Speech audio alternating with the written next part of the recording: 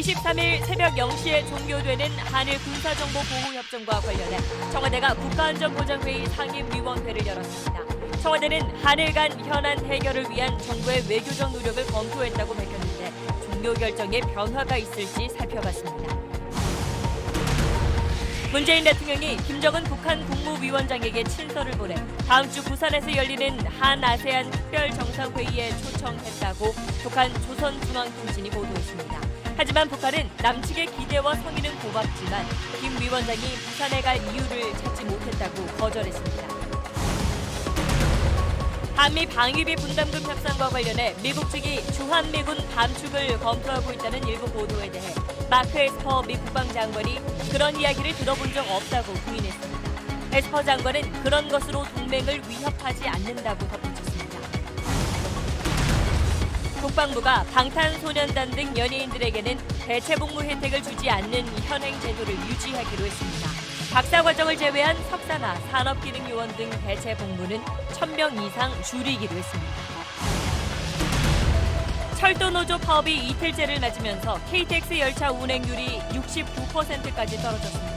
정부가 대체 인력으로 군 병력을 투입하자 철도노조는 오늘 국토부 장관과 국방부 장관을 고발했습니다. 고양이를 학대하고 살해한 혐의를 받고 있는 30대 남성에게 법원이 이례적으로 징역 6개월을 선고하고 법정 구속했습니다. 재판부는 생명 존중의 태도가 없었다고 밝혔는데 반려동물에 대한 우리 사회의 달라진 인식도 반영됐다는 평가입니다. 먹다 남은 반찬을 재사용하던 배달 음식 업체들이 무더기로 적발됐습니다. 일부 업체들은 유통기한이 석 달 이상 지난 식품을 판매하기로 했습니다.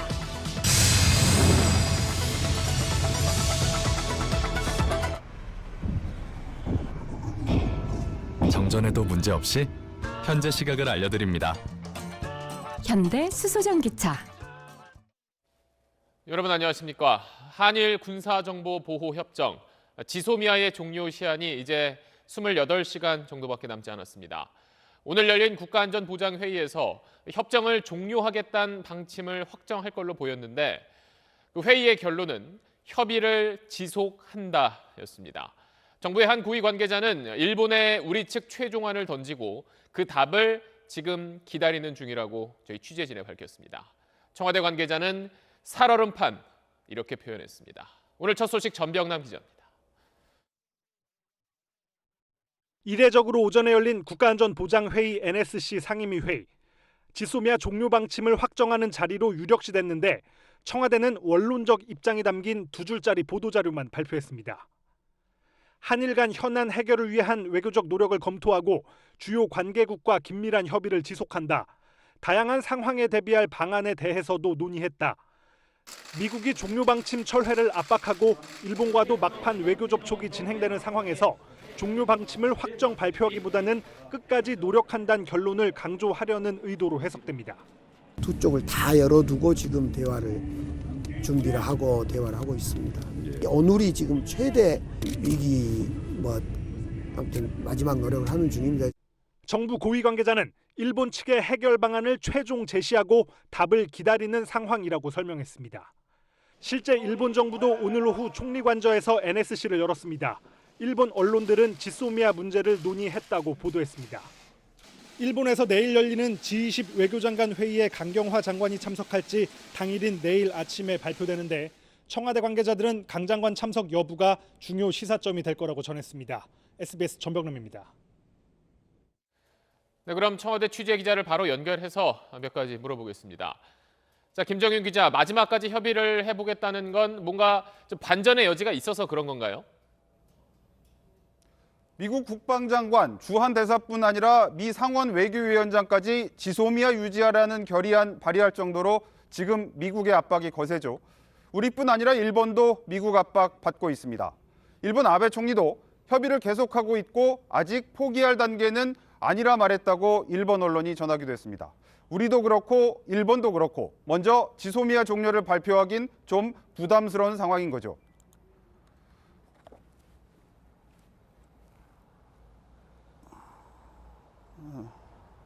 앞서 전해드린 일본에 던진 우리 측안, 청와대나 정부 관계자들 그 내용은 철저히 함구하고 있는데요. 오늘 NSC에 이례적으로 산업부 관계자가 참석한 걸로 확인됐는데 우리 제안이 수출 규제나 강제징용 문제 해결책과 관련이 있는 게 아니냐는 추측 정도가 나오고 있습니다. 자, 이제 종료 시점이 내일 밤 12시니까 이제 28시간도 남지 않았습니다. 종료가 되면 그 파장이 적지가 않을 텐데 청와대로서는 지금 대책을 마련하고 있겠죠? 지소미아 종료로 이 한미일 안보 협력 안 될 수 있다는 미국과 국내 보수 진영 우려에 대해선 대통령이 이미 이렇게 답을 한 적이 있죠. 지소미아가 종료되는 한이 있더라도 우리는 일본과 안보상의 협력은 해 나갈 것입니다. 한미일 정보 공유 약정, T사를 통해서 얼마든지 군사 정보 공유가 가능하다는 뜻입니다. 물론 지소미아에 비해서 공유하는 정보의 범위가 좁고 거쳐야 하는 단계도 많다는 한계는 있습니다. 그래서 오늘 국가안전보장회의가 다양한 상황에 대비할 방안도 논의했다는 게 바로 이런 부분을 논의했다는 관측도 나옵니다.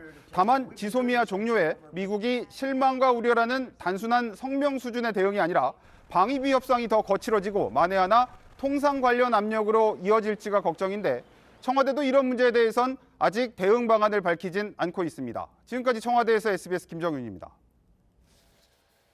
네, 다음 주 부산에선 한국과 아세안 10개 나라가 참석하는 특별 정상회의가 열립니다. 그 회의에 문재인 대통령이 김정은 위원장을 초청하는 친서를 보냈다고 북한이 공개했습니다. 하지만 북한은 부산에 갈 이유를 찾지 못했다며 그 제안을 거부했습니다. 안정식 북한 전문 기자입니다. 북한 조선중앙통신은 문재인 대통령이 지난 5일 김정은 위원장에게 친서를 보냈다고 밝혔습니다. 오는 25일 부산 한 아세안 특별정상회의에 참석해달라는 내용입니다. 김 위원장이 못 올 경우 특사라도 보내달라는 요청을 몇 차례 했다고도 공개했습니다. 문 대통령은 친서 전달 일주일 뒤인 지난 12일 부산에서 국무회의를 주재하며 아세안 정상들이 한반도의 평화를 지지하고 있다고 강조하기도 했습니다. 북한은 그러나 오늘 김 위원장이 부산에 가야 할 이유를 찾지 못했다며 초청을 거부했습니다. 남북 정상이 판문점과 평양, 백두산에서 한 약속이 실현된 게 없는데 형식적인 남북 정상회담은 하지 않는 것보다 못하다고 주장했습니다. 다자 협력 마당에서 남북 관계를 논의하자고 하니 의아하다며 다자 회의에 대한 거부감도 드러냈습니다. 남측의 기대와 성의는 고맙다는 말로 예의를 갖추긴 했지만 정부가 비밀리에 추진한 사안을 공개적으로 거부한 것은 남북 관계 개선 의지가 없다는 것을 다시 한번 확인했다는 평가가 나옵니다.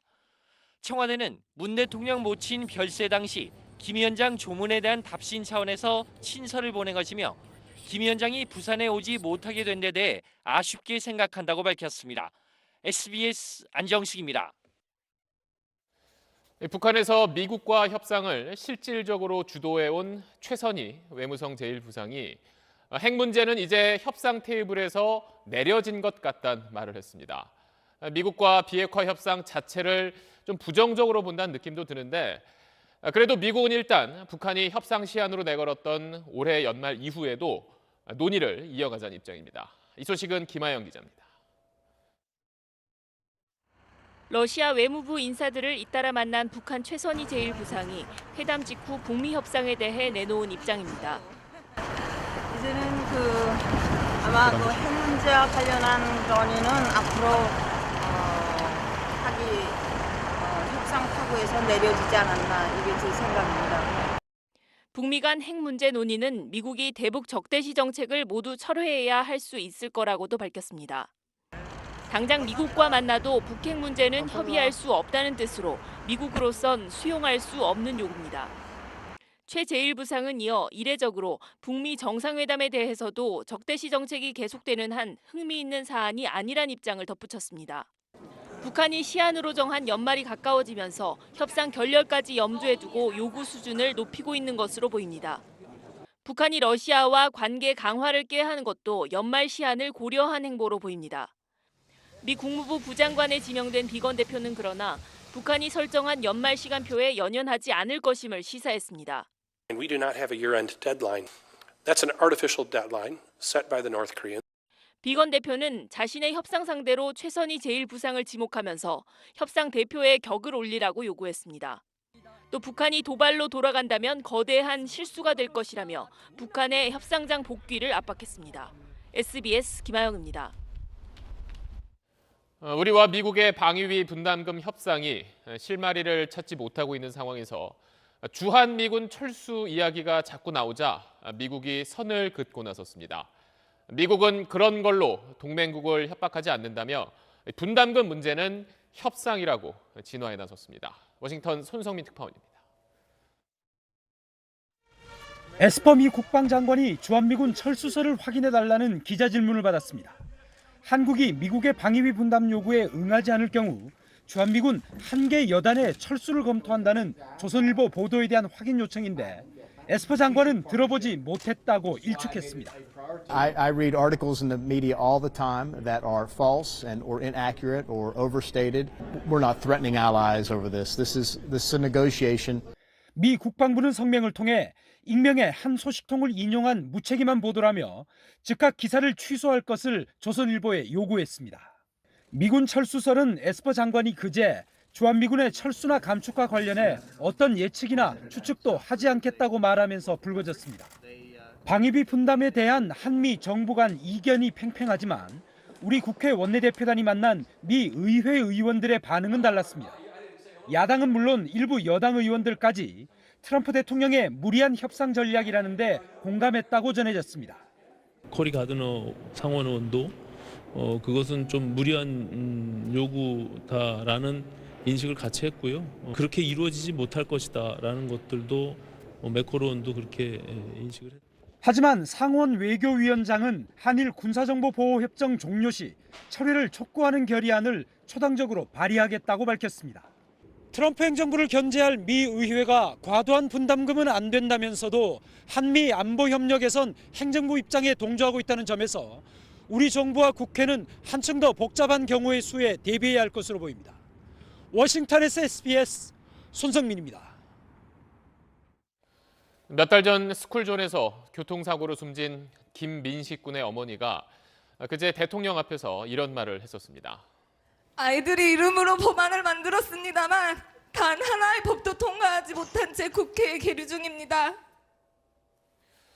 네, 이 이야기를 들은 문재인 대통령은 다음 날인 어제 바로 후속 조치를 지시했습니다. 그리고 오늘 아이들 목숨에 빚진 법안들을 우선순위가 아니란 이유로 그동안 미뤄왔던 국회가 움직이기 시작했습니다. 스쿨존 건널목 사고를 막기 위한 이른바 민식이법을 발의된 지 40일 만에 상임위원회에 올리기로 한 겁니다. 하지만 사람들 관심이 많은 민식이법만 처리했을 뿐 우리 아이들의 안전을 위한 다른 법안들은 오늘도 제외됐습니다. 정윤식 기자입니다. 국회와 협력해서 빠르게 그런 이제 법안들이 통과되게끔 노력해 나가고. 대통령의 이 말 이후 이틀 만에 열린 국회 행안위 법안 심사 소위. 아이 잃은 부모들이 회의장 앞을 다시 찾았습니다. 저희한테 가장 소중한 이름이었던 아이들 이름이 휴지 조각이 되기 때문에 의지를 가지고 꼭 좀 통과시켜 주시기를 바라겠습니다. 하지만 회의 결론은 민식이법만 상임위에 올린다였습니다. 한 의원은 오늘 회의는 지방세법 등 다른 현안을 논의하는 자리라 시간이 모자랐다고 했고 또 다른 의원은 대통령과 여론의 압박에 민식이법 하나 겨우 처리했다고 털어놓기도 했습니다. 그런데 문제는 추가 논의 일정이 불투명하다는 겁니다. 오는 28일 회의가 예정돼 있지만 제1야당 대표의 단식과 패스트트랙 법안을 둘러싼 갈등으로 회의 재개가 확실치 않은 상황. 길게는 3년 넘게 기다린 부모들은 허탈하기만 합니다. 지시가 내려왔다고 해서 그것만 10분 만에 이렇게 해결되고 나니까 솔직히 더 화가 나요. 어린이가 안전한 사회를 만들어달라며 부모들은 오늘도 국회를 떠나지 못하고 있습니다.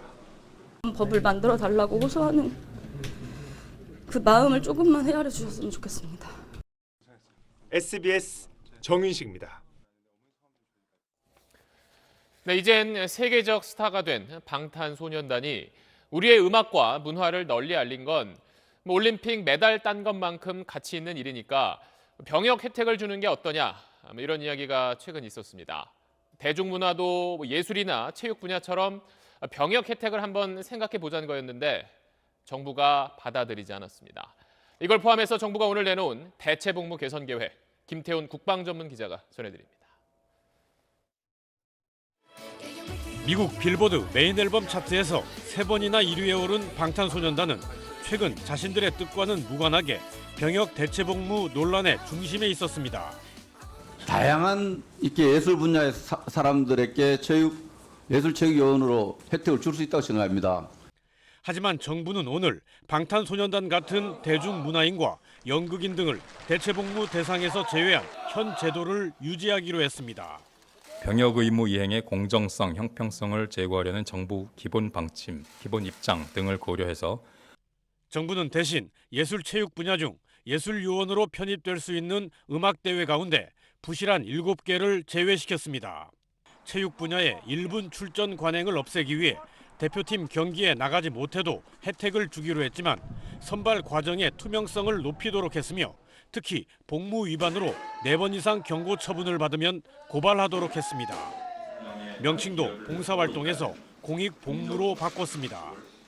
산업 분야 대체 복무는 오는 2026년까지 산업기능요원 800명, 석사과정 전문 연구요원 300명, 승선 근무요원 200명 등 모두 1,300명을 줄여 현역으로 전환합니다. 정부는 우수한 산업대체 복무자를 중소, 중견기업에 우선 배정해 산업계 피해를 최소화하겠다고 밝혔습니다. SBS 김태훈입니다.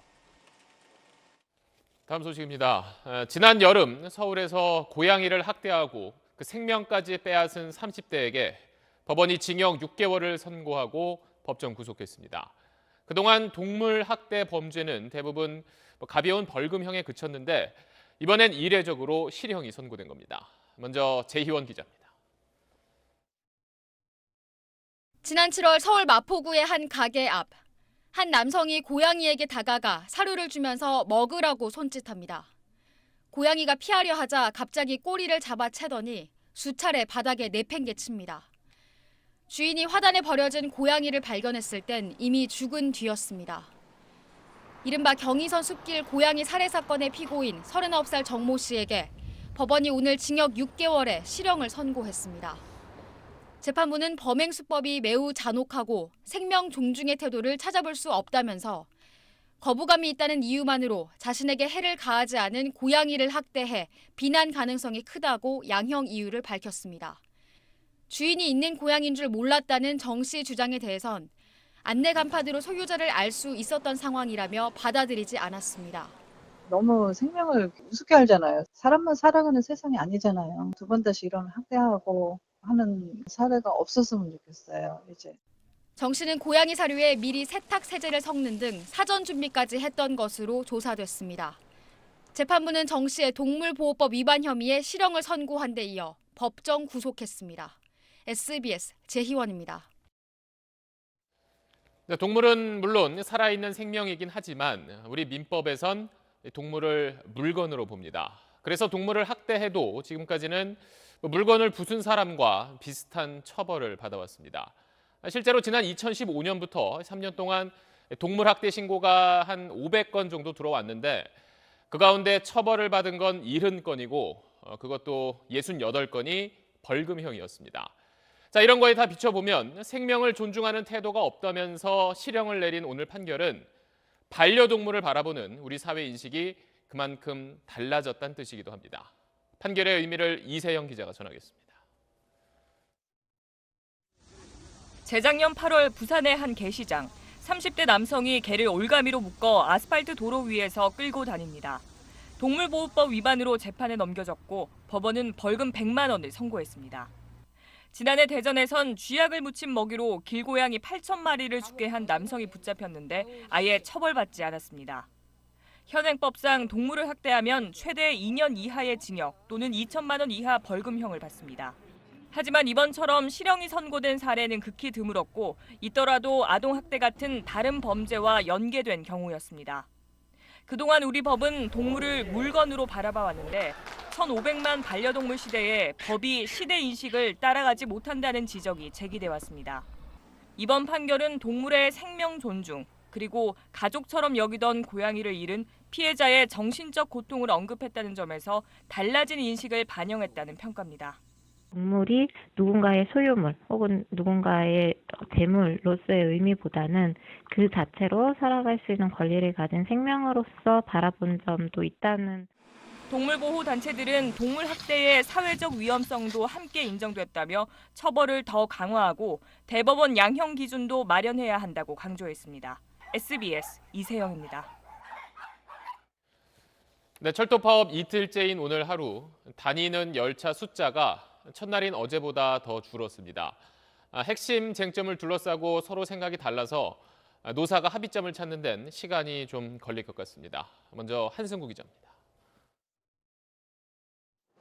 주요 역 매표소엔 오늘도 긴 대기줄이 나타났습니다.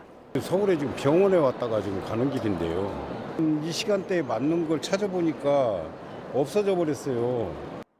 오늘 KTX 운행률이 평소의 69.5%에 그치는 등 열차 운행률은 어제보다도 4에서 6%포인트 더 떨어졌습니다. 광역전철 배차 간격이 출근 시간은 5분, 낮 시간과 퇴근 시간대는 15분 정도로 벌어져 승객들은 불편을 감내해야 했습니다. 지금 열차 타는 것 자체도 무리고 사람도 거동이 힘든 거 보니까 더 힘들어진 것 같아요. 화물 열차는 10대 중 7대가 멈춰섰는데 기업들은 화물량을 조절하고 트럭을 동원하며 대응하고 있습니다. 다만 파업이 길어진다면 피해는 불가피합니다. 시멘트 업계는 지난 2016년 74일간의 철도 파업으로 300억 원의 피해를 입었습니다. 저장소들이 있습니다. 거기까지 가는 게 철송으로 운송을 하거든요, 보통. 그 철송이 막 이제 줄어드니까 쌓아놨던 재고들이 빠져나가게 되면 부족해지는 상황이. 정부는 인력 충원 규모에서 맞서고 있는 노사를 모두 압박하고 있습니다. 유연한 인력 재배치 등 노사의 자구 노력이 병행되어야 하나 이러한 모습은 보이지 않아 아쉬운 면이 있습니다. 그러나 노조가 군 인력 투입을 두고 국토부 장관과 국방부 장관을 고발하는 등 노정 대립도 본격화하고 있어 단기간 내 해결이 쉽지 않은 상황입니다. SBS 한승구입니다. 자, 들으신 대로 사람을 더 늘리는 문제를 놓고 정부와 노조 사이에도 갈등이 커지고 있습니다. 정부는 어제 노조가 주장하는 대로라면 일주일에 31시간만 일하게 된다고 압박했었는데 여기에 대해서 노조 측은 제대로 된 분석이 아니라며 반발하고 나섰습니다. 계속해서 유덕기 기자입니다.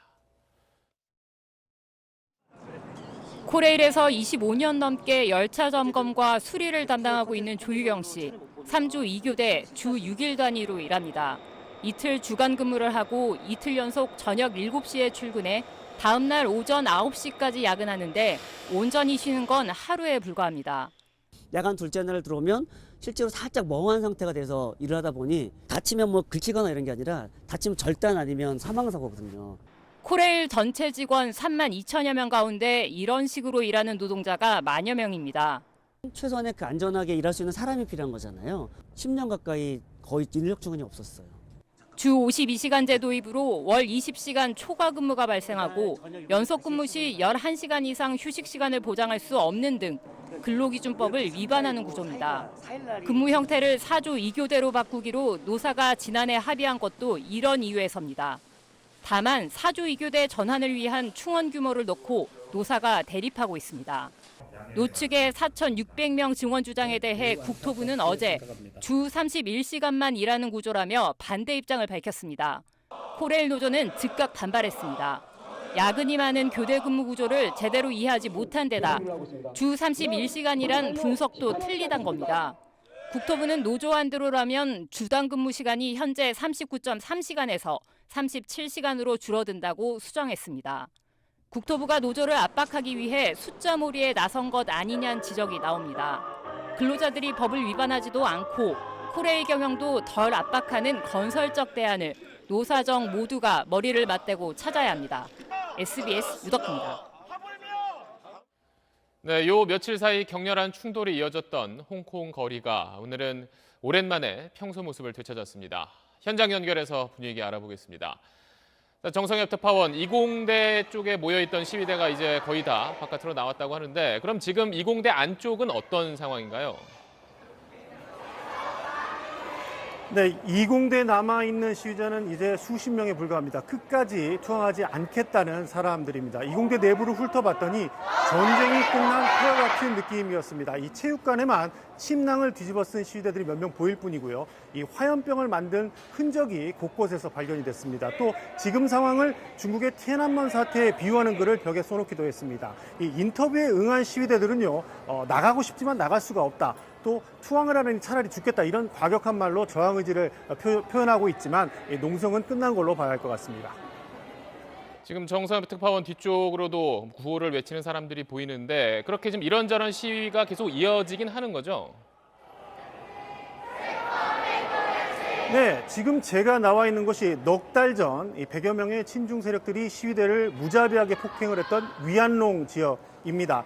그날을 잊지 말자면서 그달 이후부터 매달 격렬한 집회를 진행해 왔는데 오늘은 이렇게 연좌 농성을 진행하고 있습니다. 지금도 사람이 계속 모여들고 있는 상황입니다.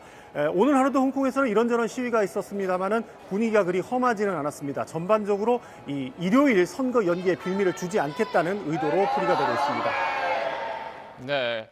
그런 가운데 이제 중국 수뇌부에서 예정대로 일요일 구의회 선거를 치러라, 이런 이야기가 나왔다고 하는데 이건 어떤 의미가 있는 건가요?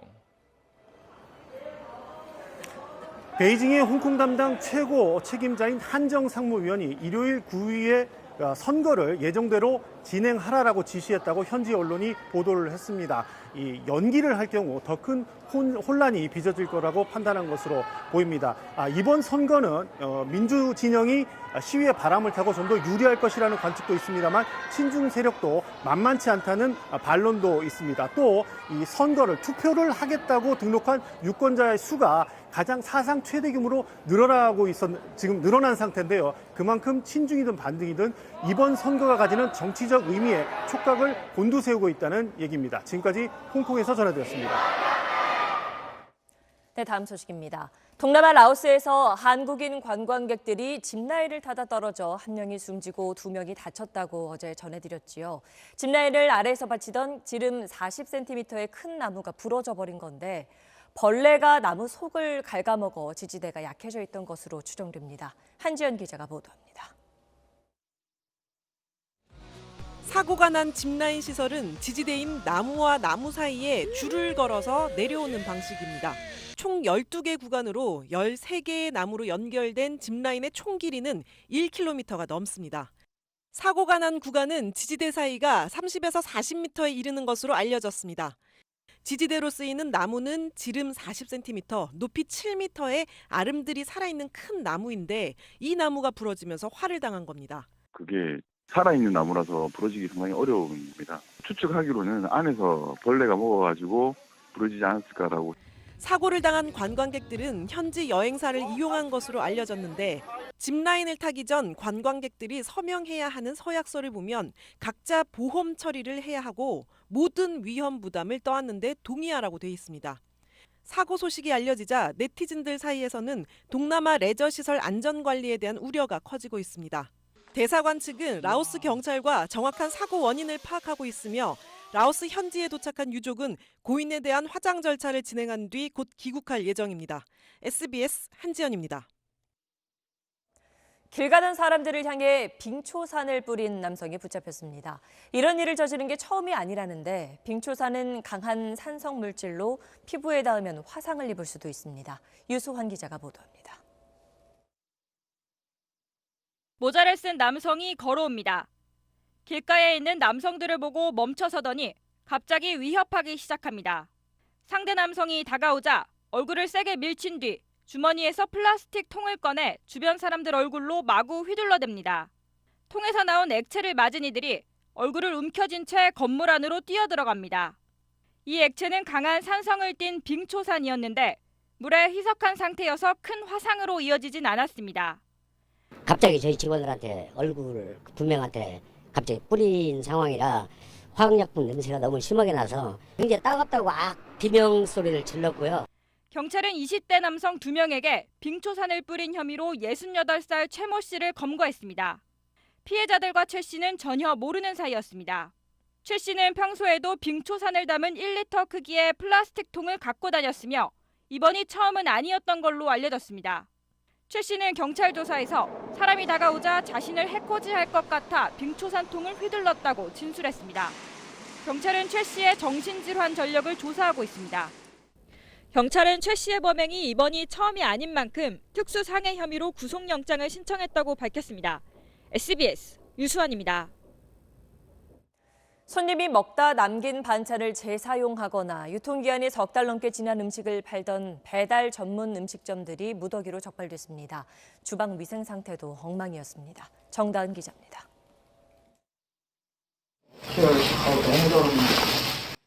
한 배달 전문 음식점 주방 가스레인지에 음식 찌꺼기와 기름때가 엉켜 굳어 있습니다. 음식물 쓰레기는 바닥에 널브러져 있고 배달 손님들이 먹고 남긴 배추김치와 오이 무침 등은 빈 그릇이나 비닐봉지에 담겨 있습니다. 뭐하라고 지금 여기다 담으시는 거잖아요. 아니, 담는 게 아니에요. 다 버리잖아요. 이게 저희 다. 또 다른 음식점에선 주방 곳곳에서 유통기한이 한참 지난 음식 재료들이 줄지어 발견됩니다. 이거 어디 들어가는 거예요, 이거 소스? 돈가스 소스로 먹으시는 건데. 날짜 보시면 9월 30일 지났죠? 네. 경기도 특별사법경찰단은 배달 전문 음식점에 대한 위생 단속을 벌여 식품위생법과 원산지 표시 등을 위반한 158개 업소를 적발했습니다. 소비자가 직접 주방의 위생 상태를 확인할 수 없는 것을 악용해서 결국은 불량 식자재를 사용하고 있다. 앞으로는 불시 수사를 해서 배달 전문 음식점의 그런 불법 행위를 근절해 나가도록 하겠습니다. 특사경은 적발된 158곳 가운데 원산지를 거짓 표시한 업소 등 139곳을 식품위생법 위반 등 혐의로 입건하고 위생 취급 부적정 업소 등 19곳은 해당 시군에 행정처분을 의뢰했습니다. SBS 정다은입니다. 지난 여름 일본의 수출 규제에 맞서서 자발적인 불매운동이 시작됐지요. 노재팬 구호 아래 일본 여행이나 제품 구입을 자제했고 실제로 일본 관광 산업이 심각한 타격을 받았다는 발표도 계속 나왔는데요. 불매운동 5달째인 지금은 분위기가 어떤지 최재원 기자가 곳곳을 돌아다니며 취재했습니다. 네, 저는 지금 유니클로 매장으로 가고 있습니다. 이 불매운동으로 발길이 뚝 끊어졌던 매장에 최근 이 할인 행사 때문에 사람들이 찾는다고 하는데 진짜 어떤지 한번 가보겠습니다. 매장 문을 열기 전인데도 기다리는 줄은 제법 길었습니다. 문이 열리자 서둘러 물건을 집어듭니다.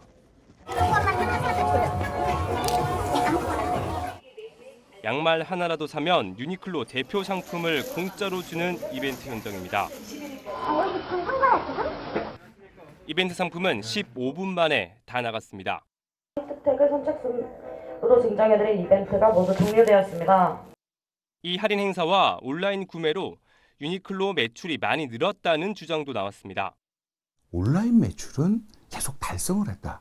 그래서 내부적으로는 굉장히 좋아하는 분위기다라는 거를 저한테 제보를 계속 해줬습니다. 소비자들을 이 유니클로 매장으로 끌어들이기 위한 전형적인 꼼수의 방법이고요. 유니클로 측에게 물어봤지만 확인해주지 않았습니다. 판매율이 급감하던 일본 맥주도 알아봤습니다. 이 관세청과 대형마트의 자료를 봤더니 판매량은 늘지 않았는데 대신 앞으로 팔려고 업체들이 미리 수입하는 수입량은 늘고 있었습니다. 일본으로 떠나는 관광객도 확인해봤습니다. 관광객이 많이 찾는 오사카와 후쿠오카행 탑승객은 불매운동이 시작된 후 지난 9월이 가장 적었고 10월부터는 조금씩 늘어나고 있었습니다.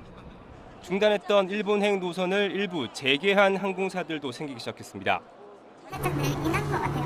항공 자체도 원래 좀 줄었었는데 다시 몇 개가 생긴 것 같아요. 물론 배를 타고 일본으로 가는 사람들은 불매운동으로 줄어든 상태 그대로였습니다. 일본 현지 상황도 알아봤습니다. 단체 관광객은 여전히 발길이 끊어진 상태인데 개인 관광객은 조금 늘어나고 있다는 반응이었습니다. 11월 들어서 견적 문의가 하루에 2-3건씩 지금 들어오고 있는 상황이고요. 예전에 비하면은 많이 달라졌고. 오늘 몇몇 일본 언론들은 한국 불매운동으로 지역 관광 산업이 타격을 받고 있다고 기사를 썼습니다. 지난달 기준으로 본 건데 여전히 많은 사람들이 불매운동에 동참하고 있는 것으로 보입니다. 다만 이 불매운동이 5개월째 접어들면서 조금씩 변하고 있다는 것도 확인할 수 있었습니다. SBS 최재영입니다. 네, 어제부터 단식을 시작한 황교안 한국당 대표가 내년 총선에서 현역 의원 3분의 1을 탈락시키겠다는 방안을 오늘 내놨습니다. 자신의 단식 농성에 진정성이 있다는 걸 강조하려던 것 같은데 오히려 황제 단식 또 갑질 단식이란 논란에 휩싸였습니다. 그 이유를 이호건 기자가 취재했습니다.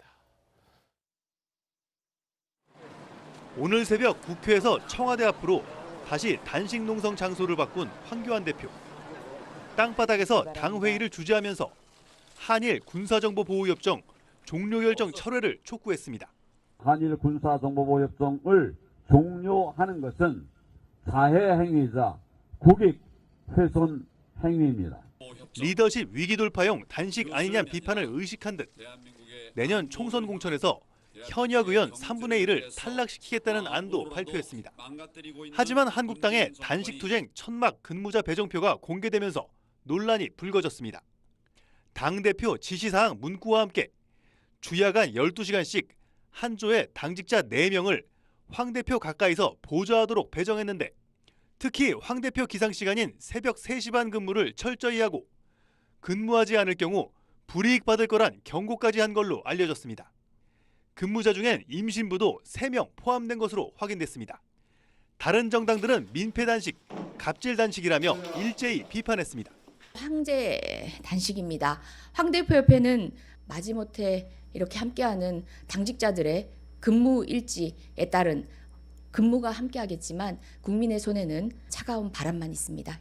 한국당 사무처는 임신부들의 명단에 있긴 하지만 융통성 있게 근무하게 할 방침이라고 해명했습니다. 민주당은 한국당이 협상에 복귀하지 않을 경우 공수처 법안 등 신속 처리 안건을 절차대로 처리하겠다고 압박했습니다. SBS 이호건입니다. 조국 전 법무장관이 오늘 두 번째로 검찰에 소환됐습니다. 조 전 장관은 지난 1차 조사 때와 마찬가지로 이번에도 진술 거부권을 행사한 걸로 전해졌습니다. 자세한 내용은 전영우 기자가 전하겠습니다. 조국 전 법무부 장관이 지난 14일 첫 조사를 받은 지 일주일 만에 다시 검찰에 소환됐습니다. 검찰 조사는 오전 9시 반쯤부터 저녁 7시까지 9시간 반 동안 진행됐습니다. 첫 소환에서는 입시비리 의혹에 대한 조사가 진행됐고 오늘은 WFM 주식 차명 거래 등 사모펀드 부분에 대한 조사가 이뤄진 것으로 전해졌습니다. 검찰은 특히 정 교수가 주식을 거래한 날 민정수석이던 조 전 장관이 청와대 근처 ATM에서 수천만 원을 정 교수에게 이체했던 만큼 조 전 장관이 차명 주식 거래 사실을 알고 있었는지 집중 추궁한 걸로 알려졌습니다. 그러나 조 전 장관 측 변호인은 1차 조사 때와 마찬가지로 진술 거부권을 행사했다고 밝혔습니다. 검찰은 조 전 장관이 계속 진술 거부권을 행사하더라도 증거인멸 부분과 웅동학원 관련 의혹 등에 대한 조사를 위해 조 전 장관을 한 차례 이상 다시 불러 조사한다는 방침입니다. 한편 법원은 정경심 교수 소유의 7억 원대 서울 성북구 상가 건물에 대해 추징 보전을 결정했습니다. 검찰은 앞서 정 교수가 미공개 정보를 이용한 주식 거래로 1억 6,400만 원 상당의 부당이득을 얻었다고 보고 해당 건물에 대한 추징 보전을 법원에 청구했습니다. 법원의 이번 결정으로 정 교수는 부당이득에 대한 판결이 확정될 때까지 건물을 처분할 수 없게 됐습니다. SBS 전용우입니다. 뇌물 수수 혐의를 받고 있는 유재수 부산시 경제부시장이 오늘 오전 검찰에 나와 조사를 받고 있습니다. 부산시는 오늘 유재수 부시장을 직권 면직하기로 의결했습니다. 이 내용은 이현영 기자입니다. 유재수 부산시 경제부시장은 오늘 오전 9시 10분쯤 서울 동부지검에 출석했습니다. 3천만 원 이상의 금품을 수수했을 때 적용되는 특정범죄 가중처벌법상 뇌물수수 혐의를 받는 피의자 신분입니다.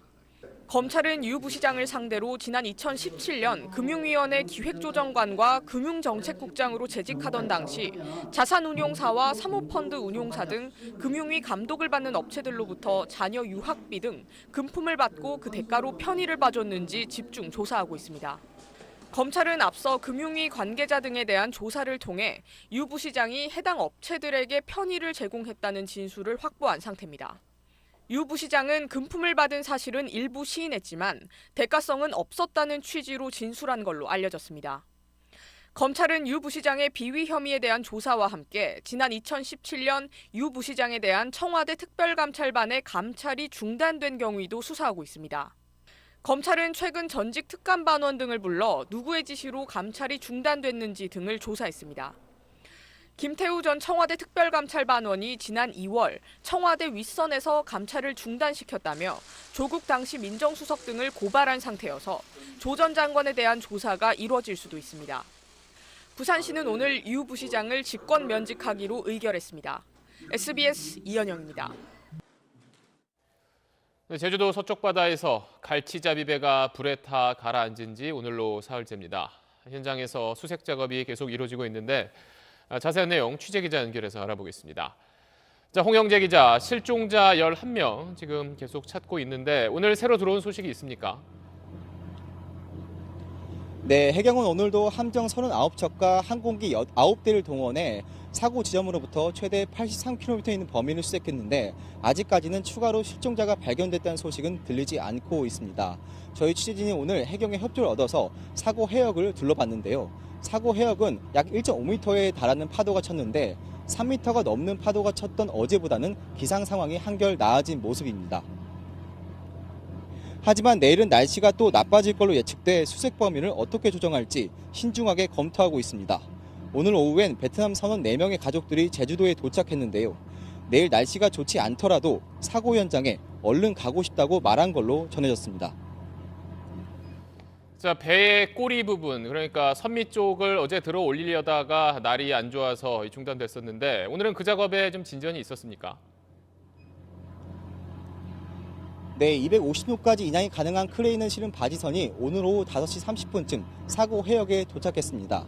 해경은 곧바로 선미 부분 인양에 착수했는데 점점 기상 상황이 안 좋아지면서 오후 6시 40분쯤 인양 작업을 중단한 상황입니다. 해경은 기상 조건이 좋아지면 다시 인양 작업을 재개하겠다고 밝혔습니다. 화재 원인 수사는 더디기만 한데요. 다만 저희 SBS가 숨진 대성호 선원 김모 씨의 부검인을 취재해 의미 있는 얘기를 들을 수 있었습니다. 부검인은 폭행 등 외상 흔적이 없고 화상도 불길을 뚫고 나오다 입은 것으로 보인다고 전했습니다. 또 윗속 음식물이 온전히 남은 것으로 보아 숨진 지 2-3시간 전에 식사를 한 것으로 보인다고 말해 식사 후 쉬고 있던 선원들이 갑작스러운 화재를 당했을 가능성이 있음을 내비쳤습니다. 아무래도 정확한 사고 원인을 파악하기 위해서는 조타실이 있는 선수 부분을 찾아야 하는데요. 해군은 기뢰 탐지선인 소해함을 오늘 오후 투입해 선수 부분 수색에 주력하고 있습니다. 지금까지 제주항 해경부두에서 SBS 홍영재입니다. 네, 현역 육군 사단장이 청와대에 근무하던 때 세월호 문건을 무단 파쇄하도록 지시한 혐의로 수사를 받고 있습니다. 문건 폐기를 지시했던 날은 2년 4개월 전으로 청와대 캐비닛에서 박근혜 정부의 민감한 문서들이 무더기로 발견됐던 날입니다. 임상범 기자가 보도합니다. 군검찰이 육군소장인 권모 사단장을 공공기록물 관리법 위반 혐의로 조사하고 있습니다. 문재인 정부 출범 2달 뒤인 지난 2017년 7월 17일 당시 청와대 국가안보실 위기관리센터장이던 권 소장은 부하 직원들에게 세월호 관련 문건 등을 파쇄하도록 지시한 것으로 알려졌습니다. 인수위 시기를 거치지 못한 현 정부가 박근혜 정부로부터 업무를 인수받던 때로 이날 청와대는 정무수석실 캐비닛에서 박근혜 정부 때 작성된 문건 1361건을 발견했다고 발표했습니다. 위안부 합의, 세월호, 국정교과서 추진, 선거 등과 관련하여 적법하지 않은 지시사항이 포함되어 있어 권 소장의 지시로 파쇄된 문서는 상자 2개 분량이었으며 심사 등 적법한 절차를 거치지 않은 채 무단으로 폐기된 것으로 보입니다. 전임 정부가 작성한 민감한 문건들이 무더기로 발각되자 권 소장이 서둘러 파쇄를 지시했을 가능성이 제기됩니다.